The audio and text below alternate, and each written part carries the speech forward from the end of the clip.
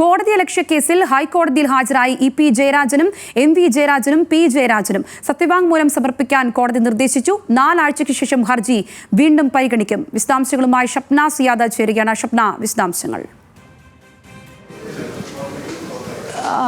സംഗീത, ഈ കേസിൽ നമുക്കറിയാം കണ്ണൂരിൽ പ്രതിഷേധം നടത്തിയതുമായി ബന്ധപ്പെട്ടാണ് കോടതിയലക്ഷ്യ ഹർജി ഹൈക്കോടതിയുടെ പരിഗണനയിലെത്തിയത്. വഞ്ചിയൂരിൽ നടത്തിയ റോഡ് തടഞ്ഞുള്ള പ്രതിഷേധ സമരങ്ങളിൽ നേരത്തെ തന്നെ കോടതി ഇടപെട്ടിരുന്നു. അതിനുശേഷമാണ് ഈ വിഷയവും, അതായത് കഴിഞ്ഞ ഫെബ്രുവരി 25-ന് കണ്ണൂരിൽ പോസ്റ്റ് ഓഫീസ് ഉപരോധത്തിൻ്റെ ഭാഗമായി നടത്തിയ പ്രതിഷേധ സമരം അത് കോടതിയലക്ഷ്യത്തിൻ്റെ ഭാഗമാണ് എന്ന് ചൂണ്ടിക്കാണിച്ച് ഹൈക്കോടതി ഈ വിഷയം സ്വമേധയാ പരിഗണിക്കുകയായിരുന്നു. ഈ കേസിലാണ് ഇ.പി. ജയരാജൻ, എം.വി. ജയരാജൻ അടക്കമുള്ളവർ കോടതിയിൽ ഹാജരായത്. അതോടൊപ്പം തന്നെ ഈ കേസിൽ ചീഫ് സെക്രട്ടറി അടക്കമുള്ളവരെ എതിർകക്ഷികളാക്കിയിരുന്നു. ഇവരോടും നേരിട്ട് ഹാജരാകണം എന്ന് കോടതി ആദ്യഘട്ടത്തിൽ നിർദ്ദേശിച്ചു. പിന്നീട് ഇവരെ ഒഴിവാക്കുകയും കണ്ണൂർ സിറ്റി കമ്മീഷണറും അതോടൊപ്പം SHOയും ഹാജരാകണം എന്ന് നിർദ്ദേശിക്കുകയും ചെയ്തിരുന്നു.